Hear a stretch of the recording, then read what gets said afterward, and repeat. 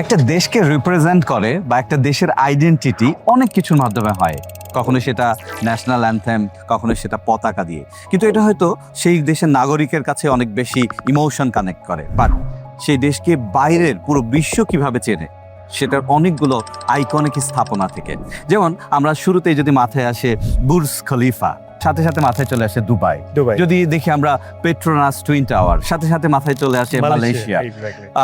যদি দেখি Canton tower, সাথে সাথে মাথায় চলে আসে চায়না। তার মানে এই স্থাপনাগুলো সেই দেশকে বাইরের মানুষের কাছে রিপ্রেজেন্ট করছে। এবং একটা দেশের কিন্তু এই স্থাপনাগুলো শুধুমাত্র লোগোর মতো বা আইকনিক একটা সিম্বল হিসেবে কাজ করে না, সেই দেশের গ্রোথ, ভিশন, সেই দেশে অন্যান্য ইনভেস্টরদেরকে অ্যাট্রাক্ট করা, ইভেন ট্যুরিস্টদেরকেও এখানে কিন্তু নানাভাবে অ্যাট্রাক্ট করে। তার মানে এই একটা দেশের হাই রাইজ বা স্কাই স্ক্র্যাপার সেই দেশের অনেক কিছু রিপ্রেজেন্ট করে। সেদিক থেকে যখন আমরা এটা নিয়ে ভাবছিলাম, মনে হচ্ছিল বাংলাদেশে এটা কি পসিবল? বাংলাদেশের সব থেকে উন্নত এলাকাগুলোতে এখনো আমরা এরকম আইকনিক কোনো হাই রাইজ টাওয়ার দেখিনি। Sir, what do think? আপনার কি মনে হয় এটা এখনো চাইলে আমাদের গুলশান, বনানী, যেখানে আমরা আসলে নিয়মিত দেখি বেশ সুন্দর সুন্দর বিল্ডিং, কিন্তু এরকম একটা আইকনিক স্থাপনা কি পসিবল কিনা?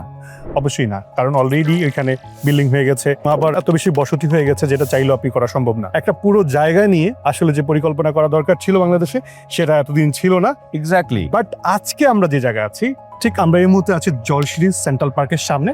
ঠিক এর অপোজিটই হচ্ছে জলশিরি বিজনেস ডিস্ট্রিক্ট নামে পরিচিত, যেখানে 80 থেকে 100 তলা টুইন টাওয়ার বিল্ডিং হতে যাচ্ছে। এর বাইরেও আর অনেক কিছু হচ্ছে, অনেকগুলো আইকনিক টাওয়ার, একটা শাপলা আকৃতির, যেটা অবশ্যই হয়তো আমাদের বাংলাদেশকে উন্নত বিশ্বের কাছে তুলে ধরবে আইকনিক একটা টাওয়ার হিসেবে। এক্স্যাক্টলি তাই। এর পাশাপাশি এর আশেপাশে এটাকে কেন্দ্র করে পুরো কয়েকটা সেক্টরে ডিভাইডেড হয়ে এখানে একটা আবাসনের জায়গা তৈরি হচ্ছে।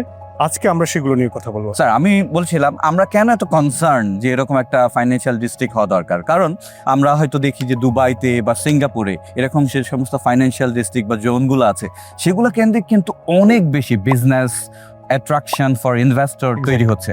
সো ওই আঙ্গিকেই কিন্তু আমরা বিষয়টা নিয়ে অনেক এক্সাইটেড। নট অনলি যে অনেক উপর থেকে সারা বাংলাদেশ দেখব, বরং বাংলাদেশকে পুরো পৃথিবীর কাছে ওভাবেই একটা সম্ভাব্য ইনভেস্টমেন্টের জন্য একটা ভালো একটা এরিয়া বা ভালো একটা জায়গা। এবং সেখানে কিন্তু শুধু বিল্ডিংই থাকে না স্যার, যখন আমরা এ ধরনের টাওয়ার দেখি, আমরা দেখি ওখানে সকল ফ্যাসিলিটি থাকে।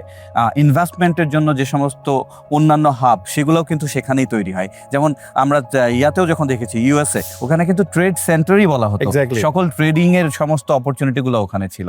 সো সেখান থেকে আসলে আমরা কনসার্ন যে এটা হয়তো ওরকম একটা পুরো দেশের জন্য রিপ্রেজেন্টেশন তৈরি করবে। এক্স্যাক্টলি। আমি এখানে জাস্ট একটু যুক্ত করবো, যখন একজন ইনভেস্টর, ফরেন ইনভেস্টর বাংলাদেশের ধরেন ইনভেস্টমেন্ট করতে আসবে, তখন সে কিন্তু চিন্তা করবে ইকোসিস্টেমটা কত বেশি একত্রিত এক জায়গায় পাচ্ছে।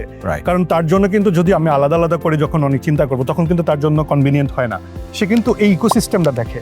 কারণ এই জন্য আমার কাছে মনে হচ্ছে যে বাংলাদেশে নেক্সট 10 ইয়ার্স বা 15 ইয়ার্স বা 20 ইয়ার্স যদি অলরেডি শুরু হয়ে গেছে, বাট এটার ইম্প্যাক্টটা কিন্তু আমরা আগামী 10 বছর পর থেকে দেখতে পাবো। আমার এখানে একটা ছোট্ট আপত্তি আছে।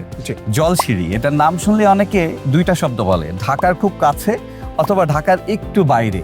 কিন্তু আপনি দেখেন, আমরা 300 ফিট দিয়ে এয়ারপোর্ট থেকে আসি মাত্র 15 মিনিটে, গুলশান থেকে আসতে 100 ফিট দিয়ে আসতে মাত্র লাগে 10 মিনিট। এটা কি কোনোভাবে ঢাকার বাইরে বা ঢাকার কাছে আপনি বলতে রাজি কিনা?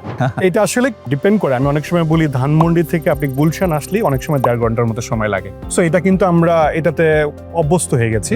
কিন্তু যখন আমরা মানে মনে করে যে না, নতুন একটা জায়গা, তখন মানুষ নিরাপদ বোধ একটু কম করতে চায়, কারণ মনে করে এটা অনেক অনেক দূরে। তো সেই জায়গা থেকে আসলে কানেক্টিভিটি এত বেশি ফাস্টার হয়ে গেছে, জলশিরির সাথে সব দিক থেকে কিন্তু কানেক্টিভিটিটা আছে।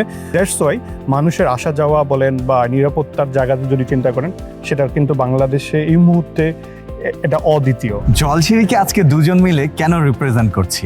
কারণ দি প্রিমিয়াম হোমস লিমিটেড জলশিরিতে আমাদের যে প্রজেক্টগুলো শুরু হচ্ছে, সেটার কয়েকটি আজকে পরিচয় করিয়ে দিব।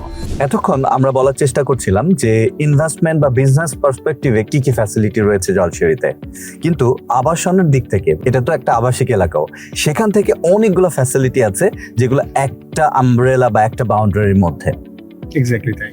সো আমি যদি বলি, হ্যাঁ, এখানে আমাদের কিন্তু বলছিলাম সেক্টর ওয়াইজ আলাদা আলাদা করে করা। একটা সেক্টরের মধ্যে আবার সকল ধরনের নাগরিক সুবিধা, যেমন মসজিদ, স্কুল, তারপর খেলার মাঠ, গার্ডেনিং, ওয়াকওয়ে, তারপরে আরো অন্যান্য অনেকগুলো ফ্যাসিলিটি আছে যেগুলো আমরা দেখানোর চেষ্টা করব। বাট একটা ফ্যাক্টর অনেকেই আমাদেরকে জিজ্ঞেস করে, ভাই মানে জলসিঁড়িতে যদি একটা অ্যাপার্টমেন্ট কিনি, এটা আগামী 3 বছর পর বা 4 বছর পরে রিটার্ন অন ইনভেস্টমেন্ট কেমন হবে? এটা কিন্তু খুবই গুরুত্বপূর্ণ, কারণ একটা মানুষ যদি শুধু থাকার পাশাপাশি এটা ইনভেস্টমেন্ট করলে কেমন রিটার্ন আসবে এটা যদি ক্যালকুলেশন না করে, সে কিন্তু আসলে 5 বছর পরে তার প্রপার্টিটা যে কোনো ইস্যুর জন্য সে সেল করতে চায়, এটা ভ্যালু যদি না ক্রিয়েট হয়, তাহলে এটা শুধু কেবল ইমোশনাল ডিসিশনও না, এটা যেন ফাইন্যান্সিয়ালিও তাকে একটা বিরাট ব্যাকআপ দেয়, সেটারও একটা ফ্যাক্টর কাজ করে।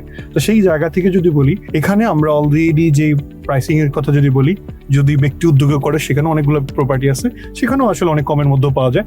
আবার স্ট্যান্ডার্ড মেনটেন করে যেগুলো হয় সেটা কিন্তু একটা মোটামুটি ধরেন 12 থেকে 14, 15, 16, 17 হাজার টাকা স্কোয়ার ফিট এখন বর্তমানে চলমান। তো সেই জায়গা থেকে আগামী 3 বছর 4 বছরের মধ্যে যদি এটা রিটার্ন আমি চিন্তা করি, এটা কেমন রিটার্ন আসতে পারে? রিটার্ন অন ইনভেস্টমেন্ট এটা কানেক্টেড হচ্ছে ডিমান্ডের সাথে।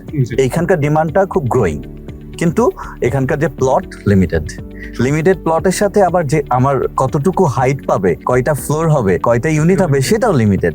সো লিমিটেড থাকার কারণে, ডিমান্ড বেশি থাকার কারণে রিটার্নের গ্রোথটা অবশ্যই বেশি। এবং আমরা যদি একটু কম্পেয়ার করি, যে কিছুদিন আগেও, বছর খানেক বা 6 মাস আগেও এখানে হয়তো 8-9 হাজার টাকা পার স্কোয়ার ফিটের ভ্যালু ছিল স্ট্যান্ডার্ড গুলো। এবং আমরা যদি দেখি যে বর্তমানে কত, প্রায় 14, 13, 14,000, 15,000ও এখন অনেক স্ট্যান্ডার্ড পার স্কোয়ার ফিটে আমরা দেখতে পাচ্ছি। এইটা আগামী 2-3 বছর পরে এই গ্রোথেও যদি যায় আর স্পিড যদি নাও বাড়ে, মিনিমাম এটা 18 থেকে 20,000 পার স্কোয়ার ফিটের ভ্যালু হয়ে যাবে। এবং এটার অন্যতম রিজন কেন এত ডিমান্ড, কেন এত দ্রুত বাড়ছে, সেটার অন্যতম রিজন 2টা। আমরা দেখি যে যেখানে এরকম পরিকল্পিত একটি হাউজিং, সেখানে হয়তো শুধু আবাসন ব্যবস্থার সমস্ত ফ্যাসিলিটি আছে, কিন্তু এখানে কমার্শিয়ালি আমরা একটা দেখতে পাচ্ছি সুপরিকল্পিত একটা গ্রোথ এবং অন্যান্য ফ্যাসিলিটিস। সেই সাথে আবাসনেও, যেটা আমরা একটা বিং আ প্যারেন্টস বা বিং আ গার্ডিয়ান, আমরা একটা এলাকাতে যেতে চাই বা বসবাসের জন্য ফ্ল্যাট ভবিষ্যৎ পরিকল্পনা করি, সেখানে দেখি স্কুল, কলেজ, ইউনিভার্সিটি, হসপিটাল এবং অন্যান্য নাগরিক চাহিদাগুলো কত হাতের নাগালে পাচ্ছে। সবচেয়ে বড় গুরুত্বপূর্ণ জিনিস হচ্ছে সেফটি, সিকিউরিটি। রাইট। সেই জায়গাটা থেকে আসলে, যেহেতু এটা আর্মিদের প্রজেক্ট, আর্মিদের তো অনেকগুলো প্রজেক্ট আছে, বাট এইটা কেন একটি স্পেশাল? কারণ এইটা কেন্দ্রিক অনেক কিছু, একটা আলাদা ডাইমেনশন ক্রিয়েট হচ্ছে বাংলাদেশের জন্য। মানে অন্যান্য প্রজেক্ট গুলো হয়েছে ইন্ডিভিজুয়াল একটা স্ক্যাটার্ড আকারে ছিল, বাট এটা একটা পুরো আলাদা, একটা ইউনিক একটা আইডেন্টিটি ক্রিয়েট করেছে। এবং এটার আমরা যেটা বলছিলাম যে পরিকল্পনার দিক থেকে এত বেশি আমরা ওপেন স্পেস দেখতে পাচ্ছি, প্রায় 48% বা 50% জায়গা ওপেন কমন ফ্যাসিলিটিস থাকছে, অনলি 50% স্ট্রাকচার প্ল্যান করছে। এবং ওই 50%-এর মধ্যেও আবার 20% হচ্ছে শুধুমাত্র ফ্যাসিলিটিস রিলেটেড বিল্ডিং, আবাসন 30%-এ। সো এটা থেকে বোঝা যায় যে এখানে বসবাসের জন্য যে আমরা চাই একটু খোলামেলা থাকবে, সবুজ থাকবে, পার্ক থাকবে, লেক থাকবে, এই সমস্ত ফ্যাসিলিটিসগুলো পর্যাপ্ত পরিমাণে রয়েছে, শুধু দেখানোর জন্যই না। অনেকেই এক্সপেক্ট করে প্রিমিয়াম হোমসের কাছে, যেহেতু আমরা এর আগে অনেক ইকোনমিক, একটু বাজেট ফ্রেন্ডলি আমরা প্রজেক্ট করতাম, অ্যাফোর্ডেবিলিটির মধ্যে রাখতাম, কিন্তু প্রিমিয়াম হোম জলসিঁড়িতে এসে তুলনামূলকভাবে প্রিমিয়াম হোমস এর পার্সপেক্টিভ থেকে একটু এক্সপেন্সিভ হয়ে যাচ্ছে। মানে আমরা চিন্তা করতেছি যে আমাদের আইডেন্টিটিটা প্রিমিয়াম হোমস এর এই জলসিঁড়িতে একটু আলাদা থাকবে, এবং স্ট্যান্ডার্ড সবকিছু বিবেচনা করে আমরা যে প্রাইসিং গুলো দিচ্ছি সেটা আবার তুলনামূলক অ্যাফোর্ডেবিলিটির মধ্যে আছে। রাইট। আমরা কথা বলতে বলতে আমাদের প্লটের এক্সাক্ট সামনে চলে এসেছি। এটা কোন প্রজেক্টটাতে আছে? আমরা দি প্রিমিয়াম সেরানিটির সামনে আমরা চলে এসেছি আমাদের দ্য প্রিমিয়াম সেরেনিটি প্রজেক্টের এখানে। সো স্যার, আমাদের এই প্রজেক্টে কি কি স্পেশালিটি আছে যদি বলতেন? আমাদের এই প্রজেক্টটি অবস্থিত 8 নম্বর সেক্টরের 406 নম্বর রোডের 14 নম্বর প্লট।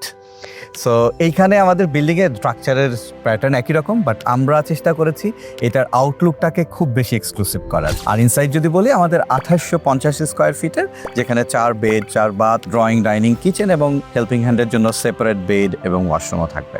আমরা যে দেখতে পাচ্ছি আমাদের প্রজেক্টে ঠিক সামনে একটা খেলার মাঠ আছে। রাইট। সো এর পাশে আর কি কি আছে? এর পাশে একটা প্রমিনেন্ট স্থাপনা, আর্মি ইন্টারন্যাশনাল ইসলামিক ইনস্টিটিউট। এখানে ইসলামিক দিন নিয়ে পড়ালেখা, এবং সেখানে আবার সেপারেট মেল এবং ফিমেলদের জন্য সেপারেট ক্যাম্পাস। সো এটা একদম আমাদের প্লটের ঠিক সামনেই। এর বাইরেও আমি দেখতে পাচ্ছি এখানে স্কুল ওর জায়গা নির্ধারিত করা আছে। এর পাশাপাশি আমরা যেটা বারবার করে বলি যে যেহেতু এটা কি জলসিঁড়ির সামনে না পিছনে, এরকম অনেক প্রশ্ন আসে, কিন্তু একটা জিনিস, জলসিঁড়ি কিন্তু ওই যে বললাম যে আমাদের একদম সেন্টারকে কেন্দ্র করি কিন্তু সবগুলো সেক্টর। সো দ্যাট মিনস হচ্ছে সবগুলো কিন্তু একই রকম। এক্স্যাক্টলি। সো এটা আগে পিছিয়ে কোনো শব্দ না, হয়তো বা এখনকার কমিউনিকেশনে অনেক ক্ষেত্রে ইজি হয় অনেকভাবে, বাট আমরা যে জায়গাটাতে আছি এখানে অলরেডি বিল্ডিং হচ্ছে, কনস্ট্রাকশন হচ্ছে। সবচেয়ে গুরুত্বপূর্ণ জিনিস হচ্ছে যে এখানকার জলসিঁড়িতে সবচেয়ে বড় অ্যাডভান্টেজ হচ্ছে সবগুলো বিল্ডিং এর pattern almost similar. Right. That's why যেটা হয় অন্যান্য জায়গাতে একটা বিল্ডিং অনেক উঁচু বানিয়ে ফেললো আর একটা কম নিচু হলো, তখন হয় কি যে এটা আনইভেন একটা তৈরি হয়। তো বাট এখানে একটা জিনিস সবকিছু একটা ডিসিপ্লিনারি ওয়ের মধ্যে হচ্ছে। এক্স্যাক্টলি। সুতরাং আমরা বলবো এগেইন অন্যান্য প্রজেক্টের মতোই আমাদের এই প্রজেক্টই, এরপরে আরো একটি প্রজেক্ট আমরা দেখাবো, বাট এই দুটো প্রজেক্টই আপনারা এই মুহূর্তে দেখার জন্য আপনারা ভিজিট করতে পারেন। সেই সাথে সাথে আমাদের আরো আপকামিং অনেকগুলো প্রজেক্ট আসছে, হয়তো আপনাদের সাথে যুক্ত থাকলে সবগুলোর আপডেট পাবেন। প্রাইসিংটা কেমন? এক্স্যাক্টলি 12,000 পার স্কোয়ার ফিটে, কিন্তু স্টিল নেগোশিয়েবল, কিন্তু এই প্রাইসটা হয়তো চেঞ্জ হতে পারে। সো আমরা এখন তাহলে আমাদের নেক্সট প্রজেক্টের নামটা একটু ইউনিক, আমরা ওই প্রজেক্টের সামনে গিয়ে এটা বলি। শিওর। প্লিজ। আমরা চলে এসেছি আমাদের দ্য প্রিমিয়াম 52 প্রজেক্টের এখানে। স্যার, আমাদের এই প্রজেক্ট নিয়ে যদি একটু বলতেন কি কি ফ্যাসিলিটি আছে এটাতে? দি প্রিমিয়াম 52 এটি অবস্থিত 7 নাম্বার সেক্টরে, এবং আমাদের ফ্যাসিলিটিগুলো অলমোস্ট সেম। 2850 স্কোয়ার ফিট, যেখানে 4 বেড, 4 বাথ, 4 বারান্দা, সেই সাথে হেল্পিং হ্যান্ডের জন্য এডিশনাল বেড এবং বাথ থাকবে, এবং ড্রয়িং, ডাইনিং, কিচেন এগুলো তো থাকছেই। সেই সাথে যেটা আমরা সেরেনিটিতে মিস করেছি বলতে, আমাদের প্রত্যেকটি বিল্ডিংয়ে এখানে মেজানিন ফ্লোর থাকছে, সেখানে গেস্ট লাউঞ্জ থেকে শুরু করে মেজানিন ফ্লোরে অনেকগুলো ফ্যাসিলিটি থাকবে। এই লোকেশনের আশেপাশে আমরা কি কি আছে? সিমিলারলি যেহেতু সব সেক্টরে আছে, বাট আমাদের সুবিধা হচ্ছে আমাদের ঠিক প্লটের সাথেই একদম গা ঘেঁষেই হচ্ছে স্কুল, খেলার মাঠ এবং একটি ক্লিনিকও আছে। এবং এটা সুপার এখানে। সো আমি যদি বলি আমরা সেক্টর 7 এবং 8 আমাদের প্রজেক্টগুলো, যদি এর পরের প্রজেক্টগুলো আমাদের আসবে খুব ইমিডিয়েটলি। স্যার, পেমেন্টের ব্রেকডাউনটা একটু বলতে চাই, যে আমরা তো বললাম যে প্রাইস হয়তো 12,000 পার স্কোয়ার ফিট, নেগোসিয়েশনের একটু স্পেস আছে, কিন্তু এই পেমেন্টটা কি একবারে দিতে হবে নাকি অন্য? না, প্রথমে 30% ডাউন পেমেন্ট করে বাকি যে 70% টাকা থাকে সেটাকে আগামী 30টা ইনস্টলমেন্টে, মানে 30 মাসে ইনস্টলমেন্টের মাধ্যমে পেমেন্ট করতে পারবে। যদিও আমরা প্রতি মাসে ইনস্টলমেন্টগুলো রাখি না, 3 মাস পর পর রাখি, যাতে করে অনেকের জন্য কনভিনিয়েন্ট হয়। প্রতি মাসে দেওয়াটাও চ্যালেঞ্জের মধ্যে পড়ে, এটা ইনস্টলমেন্টের মাধ্যমেই দিবে। আর আমরা এই প্রজেক্টগুলো 30 মান্থ মানে 2.5 বছরের জন্য আমরা সেট করেছি, 30 মাসে হ্যান্ড ওভার। ওয়েল, সো আপনাকে বলবো যে শেষ একটি বাইট দিবেন। আমরা অনেক কিছু বলার চেষ্টা করেছি আজকে। আমরা আজকের এই ভিডিওটা এখনই শেষ করছি নাকি আরো কিছু বলবো? আমরা একটু গল্ফ কোর্সে এখানে যেতে পারি, শিওর। সেখান থেকে আমরা শেষ করবো। আমরা এই মুহূর্তে জলসিঁড়ি গলফ ক্লাবের সামনে, আমরা পুরোটা ঘুরে দেখছিলাম এবং আমাদের মনে হচ্ছে পুরো ট্যুরটা আরো একটি ভিডিওতে শেয়ার করব। এক্স্যাক্টলি তাই, কারণ আমরাও পুরো সেক্টরগুলো আমরা ভিজিট করলাম। এটা সেক্টর 17-এ আছি। সো আমার মনে হয় সবাইকে আমরা যদি ট্যুরটা দেয়, সবগুলো বিষয় নিয়ে কথা বলি, তাহলে অনেকের জন্য ডিসিশন মেক করতে ইজি হবে। নেক্সট হয়তো আমরা সেই ভিডিও বানাবো। তবে ইনশাল্লাহ আমাদের প্রত্যেকটা সেক্টরে আমাদের হয়তো সামনে প্রজেক্ট আসবে। সো আমরা সেক্টরগুলো দেখছি এবং আমাদেরকেও মনে হচ্ছে অ্যালাইন করতে পারি যে জায়গাগুলোতে। তো আপনারা আমাদের সাথে থাকবেন ইনশাল্লাহ। আশা করি আমাদের এই জলসিঁড়িতে আমাদের প্রিমিয়াম হোমসের জার্নি একটু ভিন্নভাবে দেখবেন। ততক্ষণ পর্যন্ত আমাদেরকে দোয়া করবেন। ভালো থাকবেন সবাই। আসসালামু আলাইকুম।